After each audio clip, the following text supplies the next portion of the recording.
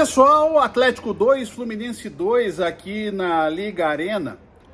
E assim, normalmente, quase todos os jogos de futebol, eles conseguem ter uma linha lógica de acontecimentos. Não são sempre, é claro, os acontecimentos que são os esperados, né? Às vezes um time com muita qualidade perde para um time com menos qualidade. Mas o jogo se explica. Hoje, o Atlético 2, Fluminense 2 entra numa outra categoria, de às vezes você não ter muita facilidade para explicar o que aconteceu. Dá para apontar um monte de erros, desde o árbitro Rafael Claus, aos dois times, aos erros de passes, aos erros de posicionamento. Há tanta coisa que aconteceu no jogo. Mas é difícil você dizer que tal coisa foi determinante ou outra coisa. Há um ponto claro. O fulcro da situação, como diriam os mais inteligentes, é claro, a expulsão do Vinícius Cauê.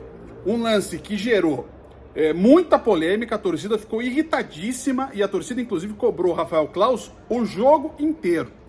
Ele só não foi mais cobrado, ou não foi tão cobrado quanto o técnico Wesley Carvalho. O Wesley é interessante porque quando volta ao Atlético depois da saída do Turra, o Wesley fala de um time agressivo, de um time organizado, de um time ofensivo, mas parece que o Atlético perdeu a ambição.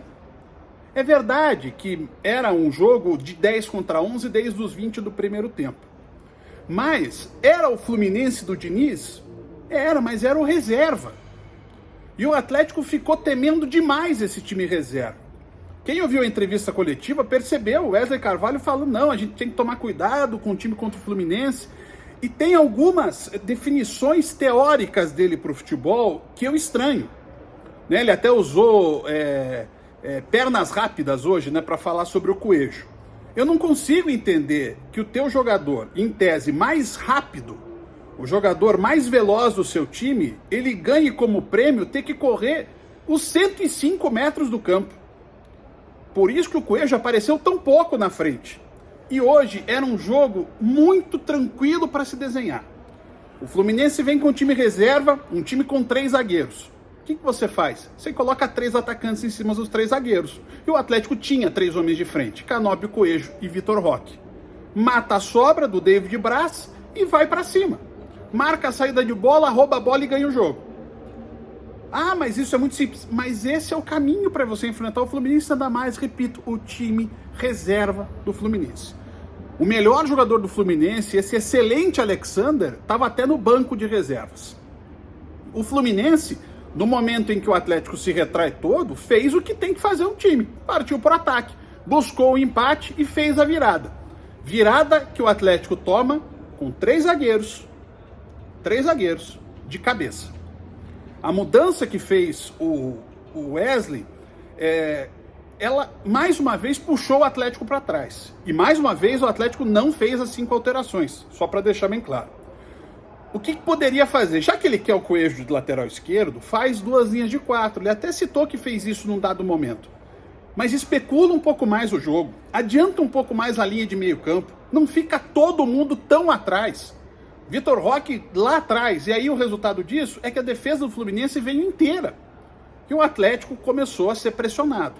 Até que o Atlético encaixou em dado momento a marcação e o Fluminense não pressionava. Mas aí veio o lance do gol, na bola parada em que há uma falha do Atlético, a bola fica pererecando na área e sai o gol do Guga. O gol do Atlético começou na falta do Vitor Bueno, até bom porque eu não citei o gol, e depois feito pelo Kaká, um dos jogadores que conseguiu se salvar da atuação do Atlético hoje. Mas aí, toma o segundo gol, o gol do João Neto, e aí o Coelho consegue fazer uma jogada de atacante e joga a bola para o Vitor Roque. O Vitor Roque estava quase saindo do jogo, né? Que o Vitor Roque não termina um jogo. Eu acho que é hora do Atlético refletir sobre o que realmente quer nessa reta final do Brasileirão. Se quer entrar no G4, você tem que ter postura para ganhar os jogos.